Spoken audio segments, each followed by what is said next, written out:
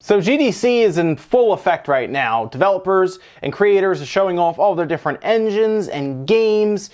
And we found out something that was a little surprising, I will say that. Studio Wildcard decided to show off a Switch version of ARK Survival Evolved. Now, you probably hear that and you say, is that actually possible? Especially if you're familiar with the game at all, because, well, the game doesn't run that well on anything. You need a pretty high-spec PC to run it, even things like the PS4 Pro, and while the Xbox One X at least gives a good performance, it still really punches well below what it should be with the amount of power available in that case. For example, the PS4 Pro, even at 720p struggles. There is a mode for the PS4 Pro, the 4K machine, that is a 720p mode that tries to get them a good, stable frame rate. The Xbox One S, or the Xbox One base model, struggles heavily. We're talking about frame rates in the 20s pretty consistently. Digital Foundry has covered this game numerous times because they continue to try to update it, and they seem to still be pretty disappointed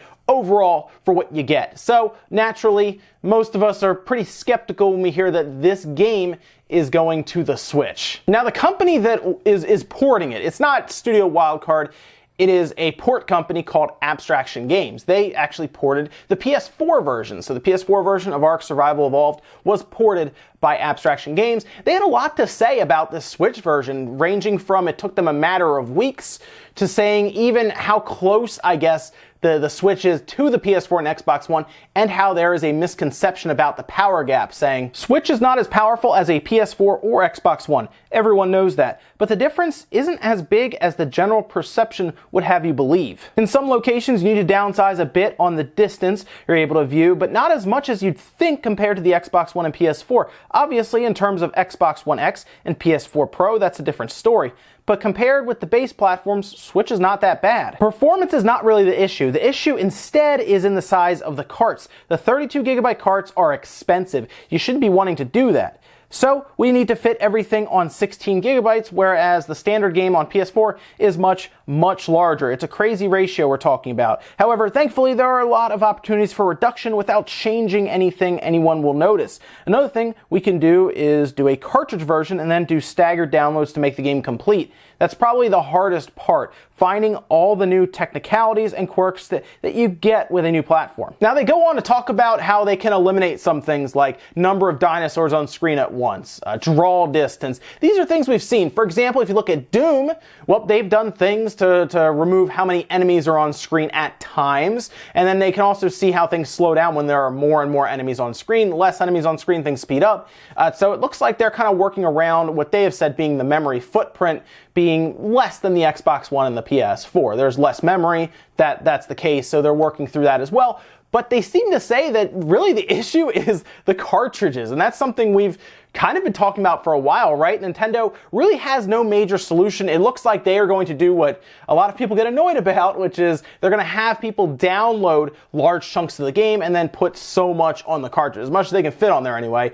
Who knows how they would do that? Doom was at least smart about it. Single player on the cartridge, multiplayer as a download. That makes sense because if you're going to go online to play multiplayer, you have the ability probably to download the entire multiplayer, unless you're playing, I guess, through like an LTE hotspot, and that's still probably not getting the best experience as opposed to a wired connection through broadband. So here's how they're going to do it, apparently. They're going to give you a small bit on the cartridge, let you download the rest. It's not something that's uncommon, it's just frustrating to a lot of people. At least they're talking about using a 16GB card and not a 1GB card like Capcom appears to be planning to use with Mega Man Legacy Collection. So there's that, I guess. And I guess the next thing to do is wait for footage of this game running. Well, apparently they have it. They actually shared it on a clip on Twitch, as you're going to see here, of them playing the game in handheld mode. And yes, I was as surprised as most people to see it actually running fairly well. Now, it's hard to gauge by frame rate or resolution here when we're just looking at it off screen.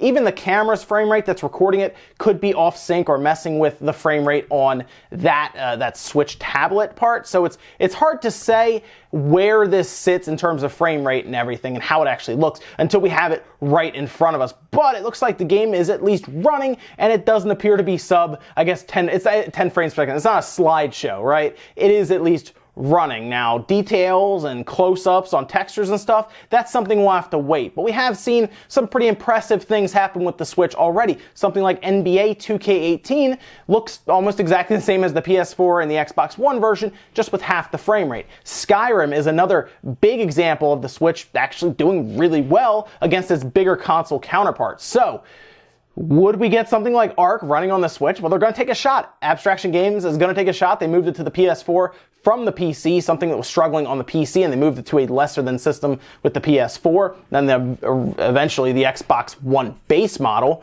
And here we are now, them moving it to the Switch. We'll just have to see if that happens. Hopefully it doesn't turn out to be another WWE 2K18, because that game still does not run well despite charging people $60 for it. So we'll have to see, but it is very interesting to see something like a tall order, I guess, a tall task with ARK Survival Evolved being moved to Nintendo Switch. We'll just have to see for more information, but they at least showed it running at the event, right? That's better than saying it's coming and we'll see. So at least we have something to go off of with footage.